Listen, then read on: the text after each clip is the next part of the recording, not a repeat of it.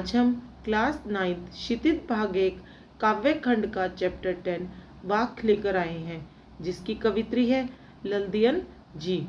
आज हम चैप्टर के एमसीक्यू लेकर आए हैं। इससे पहले हम चैप्टर एक्सप्लेनेशन और अभ्यास की वीडियोस अपलोड की हैं। आई होप आपने उन्हें अच्छे से किया होगा और अब हम इनके एमसीक्यूज को अच्छे से करेंगे। हमने चैप्टर के बारे में पहले वीडियोस में खुलकर बताया है, आप उन्हें पढ़िए और अपनी प्रॉब्लम्स को दूर करिए। तो चलिए देखते हैं कि कवित्री इन एमसीक्यूज के माध्यम से हमें क्या बताती है। वाक किसे कहते हैं? एक पक्षी का नाम वाणी को वाक कहते हैं, कविता को वाक कहते हैं, ईश्वर भक्ति को वाक कहते हैं। आंसर इज वाणी को वाक कहते हैं। किससे ना मिलने के कारण कवित्री के मन में हुक उठ रही है? ए प्रेमी से, बी पिता से, सी परमात्मा से, डी परिवार से। आंसर इज सी परमात्मा से। कवित्री के दुख का कारण क्या है? ए ईश्वर के पास होते हुए भी उसे ना मिल पाना, बी ईश्वरीय मिलन में बाधा, सी जीवन भर की तपस्या का व्यर्थ हो जाना, डी देने के लिए हाथ में कुछ ना होना। आंसर इज बी ईश्वरीय मिलन में बाधा। सुषमा नाड़ी का प्रयोग लेखिका ने किसे दर्शाने हेतु किया होगा? अपनी इच्छा शक्ति को, बी योग साधना को, सी निर्गुण भक्ति को, डी सगुण भक्ति को। आंसर इज बी योग साधना को। कवित्री कच्चे धागे की रस्सी किसे कहती है? ए जीवन को, बी प्रभु भक्ति को, सी मृत्यु को, डी अपनी इच्छा शक्ति को। आंसर इज ए जीवन को। साहिब से पहचान करने का अर्थ ललधर ने क्या लिया है? ए ईश्वर की सत्ता को पहचानना, बी ईश्वर की दया को पहचानना, सी स्वयं को जानना, डी सांसारिक बंधनों से मुक्त रहना। आंसर इज सी स्वयं को जानना। कवित्री ने कैसा जीवन अपनाने को कहती है? कवित्री कैसा जीवन अपनाने को कहती है? वो कैसा जीवन अपनाने को कहती थी? आपने कविता पढ़ी है, आप सोचो कि वो कैसा जीवन अपनाने को कहती थी। ए भोग और आनंद का, बी सुख और समृद्धि का, सी वैरागी का, डी त्याग और तपस्या का। भाई कैसा जीवन हम अपनाएं अपने जीवन में कि हमें प्रभु की प्राप्ति हो जाए। हम भोग और आनंद का जीवन अपनाएंगे तो हमें प्रभु की प्राप्ति नहीं होगी, सुख और समृद्धि का अपनाएंगे तो नहीं होगी, वैराग का अपनाएंगे तो नहीं होगा। तो किससे होगी? त्याग और तपस्या से का जीवन अपनाने को कहती है। कवित्री हिंदू और मुसलमान दोनों को किसकी आराधना करने के लिए प्रेरित करती है? ए श्री कृष्ण की, बी गणेश की, सी शिव की, डी विष्णु की। आंसर इज शिव की। वाक में लद्यत साकल शब्द का प्रयोग करती है, बताइए यह साकल किसके प्रतीक स्वरूप प्रयोग में लाई गई है? गुलामी का, बी जीवन का, सी मोहमाया के बंधनों का, डी शरीर का। आंसर इज सी मोहमाया के बंधनों का। किसे जानने के बाद ही परमात्मा का बोध हो सकता है? ए आत्मा को, बी साधु को, सी मनुष्य को, डी धर्म को। आंसर इज ए आत्मा को। हमें जीवन में किसके बीच संतुलन बनाए रखना चाहिए?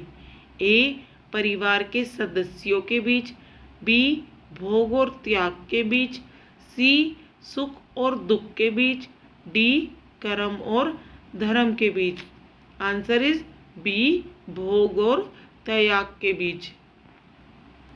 ईश्वर के लिए कवित्री ने किन दो शब्दों का प्रयोग किया है?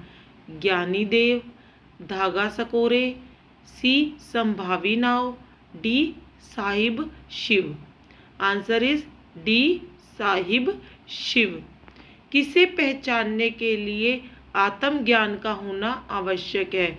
ए ईश्वर को, बी संसार को, सी स्वयं को, डी इनमें से कोई नहीं। आंसर इज ए ईश्वर को। मनुष्य भोगों को भोगकर किसको नाश करता है? ए ईश्वर को, बी शरीर को, सी दुखों को, डी इनमें से कोई नहीं। आंसर इज बी शरीर को। भोगों को भोगकर वो शरीर का ही नाश करता है और किसी चीज का नाश नहीं करता वो। कविता में कैसी जीवन शैली अपनाते हुए प्रभु को पाने का भाव व्यक्त हुआ है? ए आरामदायक, बी अनुशासित, सी सहज, डी इनमें से कोई नहीं। आंसर इज सी सहज। भोग करने से मन किससे हटता है? ए ईश्वर से, बी समाज से, सी परिवार से, डी इनमें से कोई नहीं। आंसर इज ए ईश्वर से। भोग और त्याग के बीच के मार्ग को अपनाने वाले को क्या कहते हैं? ए अहंभावी, बी भोगी, सी त्यागी, डी संभावी। आंसर इज डी संभावी। शिव कहाँ बसते हैं? ए मंदिर में, बी पर्वतों पर, सी सर्वत्र, डी समाज में। आंसर इज सी सर्वत्र। तपस्या का जीवन जीने से मनुष्य के मन में क्या पैदा होता है? ए त्याग, बी सुख, सी अहंकार, D Santosh. Answer is a त्याग। कविता में किन बंधनों से मुक्ति की बात की गई है? ए पारिवारिक, बी सांसारिक, डी सामाजिक, डी त्याग से। आंसर इज बी सांसारिक। लद्दियत किस भाषा की कवित्री है? Dogri, B Kashmiri, C Sindhi, D Garhwali. Answer is Kashmiri.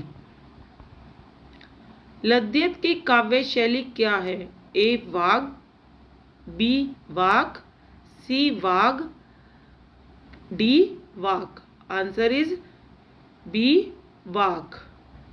वाक का शाब्दिक अर्थ क्या है? साखी, दोहा, वाणी, व्याख्या। आंसर इज वाणी। लद्दियत द्वारा रचित रचना को क्या कहते हैं? ए दोहा, बी पद, सी वाक, डी सवैया। आंसर इज सी वाक। लद्दियत द्वारा रची हुई लद्दियत ने सिर्फ वाक की ही रचना की है और किसी शैली में कोई रचना नहीं की। लद्दियत को जन्म से किस नाम से जाना जाता है? A Laleshwari, B Lal Yogeshwari, C Lalarifa, D Lankeshwari. Answer is D Lankeshwari.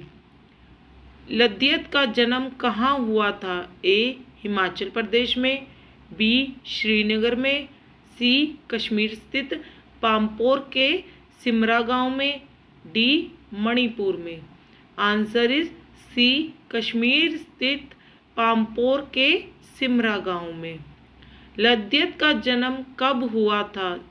ए 1520 में, बी 1320 में, सी 1420 में, डी 1620 में। आंसर इज बी 1320 में। रस्सी कच्चे धागे की खींच रही है मैं नाव में कौन सा अलंकार है? ए उपमा, बी रूपक, सी श्लेष, डी अनुप्रास। आंसर इज बी रूपक। रस्सी कच्चे धागे की ये कवित्री का क्या आशय है? इस लाइन में कवियत्री का क्या आशय, क्या कहना चाहती है? रस्सी कच्चे धागे की। ए धागा कच्चा है, बी धागा कपास का है, सी सांसें, डी कमजोर साथी। आंसर इज सी सांसें। भाई रस्सी कच्चे धागे को यहाँ कवित्री ने अपनी सांसों से कंपेयर किया है, सांसों को रस्सी कच्चा धागा बताया है उन्होंने। नाव किसे कहा जाता है? ए संसार को, बी घर बार को, सी दौलत को, डी जीवन को। आंसर इज सी डी जीवन को। कवित्री किसके घर जाना चाहती है? ए पति के, बी परमात्मा के, सी मायके, डी प्रेमी के। आंसर इज बी परमात्मा के। समखा तभी होगा संभावी में समखा का क्या तात्पर्य है? समखा का मतलब क्या है कि मन में वश में करना, या बी गम खाना, सी सबको समान समझना, या डी मन के अनुसार चलना। आंसर इज ए मन को वश में करना। मन को वश में कर सबको समान भाव से देखना, यानी भोग और तपस्या दोनों को समान भाव से करना। कवित्री ने बंद द्वार किसे कहा है? ए मंदिर का बंद द्वार, बी परमात्मा का नाम न लेना, सी चेतना का संकुचित होना, डी गूंगा होना। आंसर इज चेतना का संकुचित होना। माझी को देख क्या उतराई, मैं माझी कौन है? ए मल्लाह, बी साथी, सी पति, डी परमात्मा। आंसर इज माझी कौन है? इसमें परमात्मा। सुषुम संतु कौन सा पुल है? सेतु कौन सा पुल है वो? सुषमा नाड़ी रूपी पुल, सूक्ष्म भावनाओं रूपी पुल, सी परमात्मा की भक्ति रूपी पुल, डी सांसारिक मोह माया रूपी पुल। आंसर इज सुषमा नाड़ी रूपी पुल। कवित्री ने परमात्मा के लिए किस शब्द का प्रयोग किया है? A Ram, B Krishna, C Shiv, D Brahma. Answer is Shiv. कवित्री ने ज्ञानी किसे माना है? ए बहुत पढ़ा लिखा, बी आडंबरपूर्ण भक्ति करने वाला, सी सहज भाव से अपने मन में परमात्मा को खोजने वाला, डी योग साधना तथा तंत्र मंत्र जपने वाला। आंसर इज सहज भाव से अपने मन में परमात्मा को खोजने वाला। खा खाकर कुछ पाएगा नहीं में कौन सा अलंकार है? खा खाकर, यानी दो बार खा खा की पुनरुक्ति हो रही है, तो यहाँ पर खा यहाँ पर दो बार प्रयोग हो रहा है। तो जहाँ पर एक वर्ड बार बार प्रयोग होए तो उस वहाँ पर कौन सा अलंकार होता है? अनुप्रास अलंकार। तो इसमें ऑप्शन देख के आप बताओ कि कौन सा अलंकार है। ए उपमा, बी श्लेष, सी अनुप्रास, डी यमक। आंसर इज सी अनुप्रास। जेब टटोली कोड़ी न पाई में जेब टटोलने का क्या भाव है? ए तलाशी लेना, बी पैसे निकालना, सी आत्म सम्मान खोया, डी आत्म आलोचना किया। आंसर इज डी आत्म आलोचन किया। बंद द्वार की साकल खुलने से क्या तात्पर्य है? ए प्रज्ञा चक्षुओं का खुलना, बी दरवाजा खुलना, सी परमात्मा के पास जाने का रास्ता खुल जाना, डी संसार से विदा होना। आंसर इज ए प्रज्ञा चक्षुओं का खुलना। प्रज्ञा चक्षुओं के खुल जाना जिससे व्यक्ति ज्ञानवान हो जाता है। कवित्री ने सर्वत्र के लिए कौन सा शब्द प्रयोग किया है? ए थल थल, बी जल थल, सी स्थल थल, डी नभ थल। आंसर इज थल थल। कहते हैं ना कि ईश्वर थल थल का मतलब कण कण में व्याप्त है। कवित्री कौन सा सागर पार करना चाहती है? ए शांत, बी भाव, सी भव, डी अरब। आंसर इज सी भव। कवित्री के अनुसार साहिब कौन है? ए परमात्मा, बी पति, सी मालिक, डी राजा। आंसर इज परमात्मा। कवित्री ने कच्चे सकोरे किसे कहा है? ए कमजोर को, बी मिट्टी के बर्तन को, सी कच्चे भोज को, डी नाशवान शरीर को। आंसर इज डी नाशवान शरीर को। माझी का यहाँ क्या अर्थ है? ए नापिक, बी मध्यस्थ, सी ईश्वर, डी गुरु। आंसर इज सी ईश्वर। हमारी ईश्वर से कब पहचान होगी? ए जब हम कर्मों में लिप्त रहेंगे, बी जब हम शिक्षा प्राप्त करेंगे, सी जब हम दूसरों पर उपकार करेंगे, डी जब हम स्वयं को जानेंगे। आंसर इज जब हम स्वयं को जानेंगे। जेब टटोलने का प्रतीकार्थ है, यहाँ पे जेब टटोलने का मतलब क्या है? ए आत्मविलोकन करना, बी खर्च का हिसाब लगाना, सी माझी को उसका किराया देना, डी किसी का कणी ना रहना। आंसर इज आत्मावलोकन करना। जेब टटोलने का अर्थ आत्मावलोकन करना है। रस्सी का प्रयोग कवित्री ने किसके लिए किया है? रस्सी का प्रयोग कवित्री ने ईश्वर तक पहुंचने के लिए, रस्सी का प्रयोग प्राणों के उस सहारे के लिए हुआ है जो हमें ईश्वर तक ले जाता है, रस्सी बंधन का प्रतीक है, रस्सी मोहपाश का प्रतीक है। आंसर इज रस्सी का प्रयोग प्राणों के उस सहारे के लिए हुआ है जो हमें ईश्वर तक ले जाता है। समखा तभी होगा, संभावी पंक्ति में निहित अलंकार बताइए। ए यमक, बी रूपक, सी श्लेष, डी उत्प्रेक्षा। आंसर इज यमक।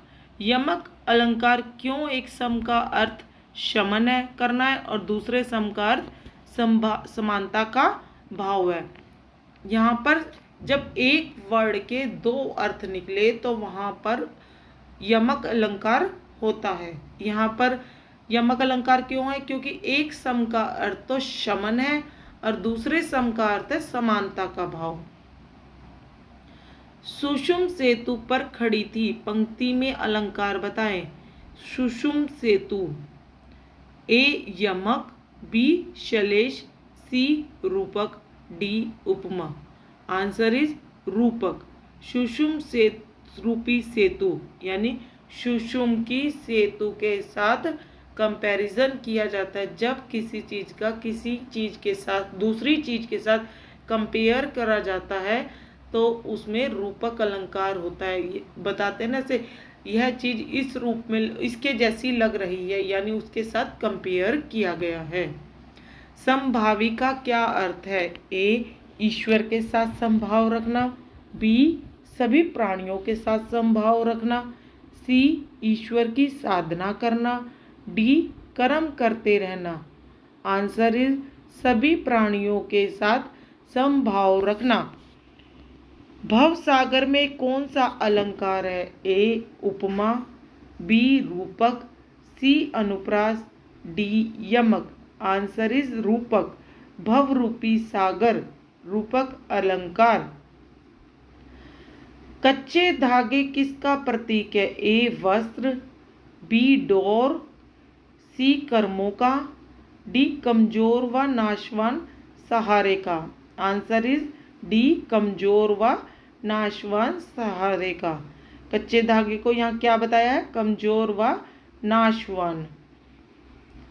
कवित्री को किस घर जाने की चाह हो रही थी? ए अपनी माँ के घर, बी आत्मा का परमात्मा से मिलन परमात्मा के घर, सी अपने प्रियतम के घर, डी उपयुक्त सभी कथन सत्य हैं।